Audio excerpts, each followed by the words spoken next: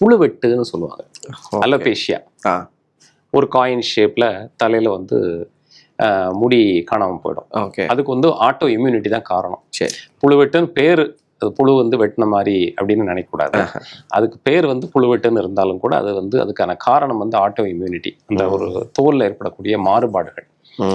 அதுக்கு என்ன பண்ணுவாங்க, சின்ன வெங்காயம், உப்பு, மிளகு பொடி மூணையும் நல்லா அந்த இடத்துல கரகரன்னு வச்சு தேய்ச்சிட்டு இந்த மூணையும் அரைச்சி அந்த இடத்துல பத்து போட்டுட்டே வந்தோம்னா அந்த அலோபேஷியான்னு சொல்லக்கூடிய அந்த புழுவெட்டு அந்த பகுதி வந்து முடி வளர்றதுக்கு வாய்ப்பாக அமையும். அப்படி டாக்டர் உப்பு தலையில வச்சா முடி கொட்டும்னு தானே கேள்வி? இல்லை இல்லை இல்லை, அப்படி இல்லை. கல்லுப்பு இது அந்த முடி வளர்றதுக்கு அந்த இடத்துல நம்ம தேய்க்கும் போது இது மட்டுமே நிறைய பேருக்கு பலன் அளிச்சிருக்கு. ஓகே. ஆனா என்னன்னா இது உடனடியாக செய்யும். அதாவது புழுவெட்டுன்னு நம்ம பார்த்த போது அந்த இடத்துல முடி இல்லைன்னு பார்த்த உடனேயே இது செய்தோம் அப்படின்னாச்சுன்னா நிறைய நன்மைகள் கிடைக்கும். சில விதமான மருந்து பொருட்கள், சில பேர் அந்த இன்ஜெக்ஷன்ஸ்லாம் அந்த இடத்துல போட்டதுக்கு அப்புறம் இது பலன் கிடைக்கும்.